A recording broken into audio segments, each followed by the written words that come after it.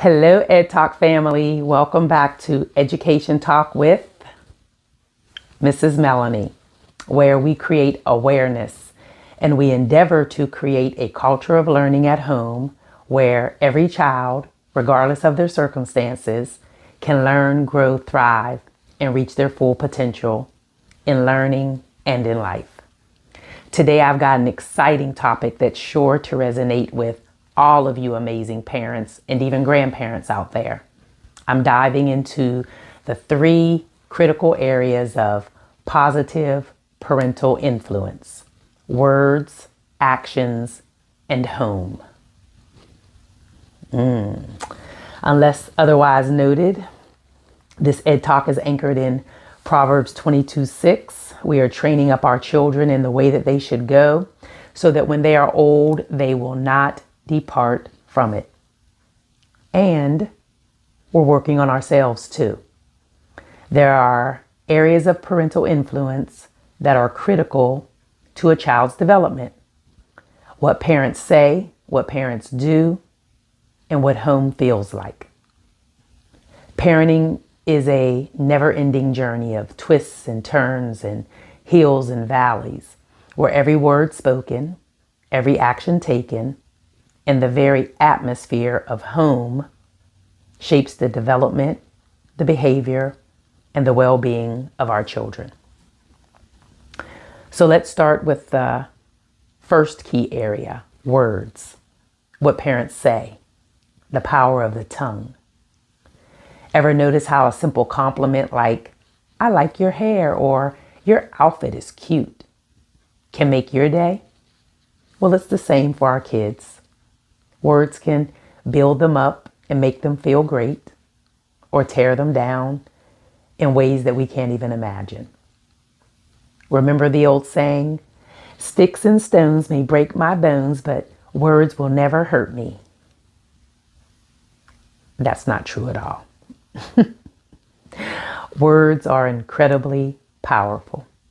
Biblical scripture even tells us point blank that death and life are in the power of the tongue. That means that our words can have lasting impacts, both positive and negative. We should always be mindful and consider the potential consequences of what we say. And we should strive to speak life into every situation, and especially speak life into our children. Because quite frankly, our words reveal what's actually in our hearts. I think I just said something right there. So I'll say it again. Our words reveal what's actually in our hearts. So here's what I had to learn. I have a pretty domineering presence and a pretty commanding voice that can often be mistaken. Over the years, I learned to evaluate my heart posture in situations where I may have said something in a way that could have been mistaken. Am I projecting something else that's going on with me, going on in my mind onto this person? Or am I speaking from a clear conscience? I had to ask myself those questions. It is important, I think, to examine yourself if needed, to make sure that when you say, how you say, what you say, it speaks life. Children's self-esteem, emotional health, and even their social skills are deeply affected by how we communicate with them. Positive communication, like words of affirmation and constructive feedback, fosters a sense of worth and security. And trust me, it can have lifelong impacts.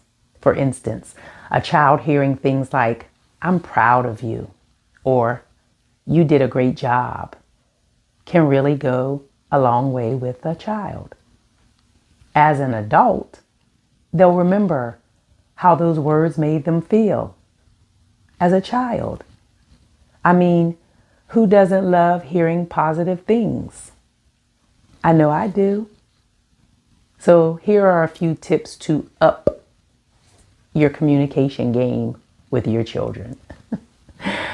Start each day with words of encouragement like, I believe in you, or, you know, you're pretty awesome, or, you can do it. Give your full attention when your child is speaking to you. That means no multitasking here, folks. Undivided attention. Encourage your child to express their thoughts and feelings without fear of you judging them. That's a big one because everybody feels judged these days. And let's all agree to replace negative language with positive language, okay? Yelling and screaming, not cool. Cursing at or around your children, let's leave that behind if you can, please, okay? Let me insert my disclaimer right here. I'm not trying to tell anybody what to do, but I am trying to tell anybody what can be helpful and beneficial in what we say. Maybe. Next up, we have actions. What parents do. That good old monkey see, monkey do saying comes to my mind. Actions often speak louder than words, for sure. Our kids are like little sponges soaking up everything we do. They learn by observing us. So modeling positive behavior sets a positive example. If you want your child to be kind, let them see you showing kindness to others. If you want them to be honest yourself. It's really that simple. Consistent actions and keeping promises builds trust with children. Also, establishing routines like set meal times, homework time, and bedtime provides stability, establishes expectations, and creates a sense of security. And how we deal with conflict and stress, vitally important. Here, let's practice patience, show some empathy, and develop good problem-solving skills. It's not just about us and doing what we want to do, how we want to do it, when we want to do it, later for all that. We have children now, so it's about teaching our children how to handle life's ups and downs in healthy and constructive and productive ways.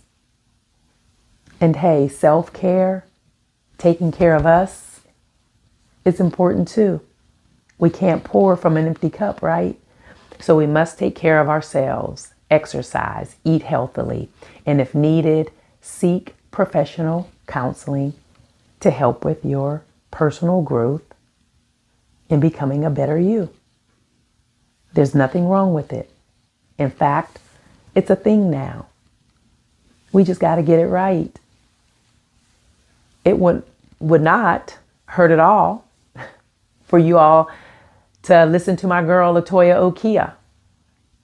Her channel's in the description for you, okay? And finally, let's talk about the home environment. What home looks like and feels like. Home is where the heart is. And if the heart is happy, then home will be too. The emotional and physical environment of the home directly affects a child's development. Creating a safe and nurturing home environment is crucial. That means a physically safe space, free from hazards, meaning it's clean and maintained. And it means an emotionally safe space where children feel loved and cared for. Minimal stress and conflict. Yes, please.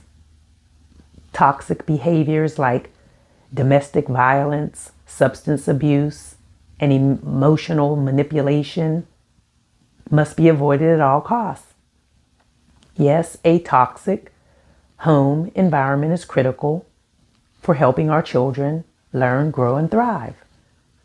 When the home is toxic-free and dysfunction-free, then providing even the basic needs of food and shelter and love and care can be handled with a less stressful mindset. It's life-changing. So let's strengthen those parent-child, and even those sibling relationships, okay? Set aside family time each week to bond and enjoy activities together. Make it a thing. Be intentional about strengthening your family. Be involved in your children's education, please, and encourage academic curiosity. Let's foster a growth mindset in our children where effort and perseverance are valued. So in conclusion, my Ed Talk family, parental influence is far-reaching and woven into a child's very being. Positive communication, constructive behavior, and a safe and nurturing home environment are the foundations for healthy and happy children. Remember, parenting is a lifelong journey and mistakes will be made. Strive for progress each day, not for perfection.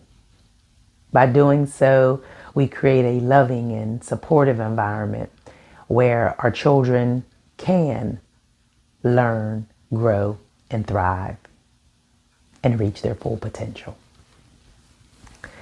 That's all I got, y'all.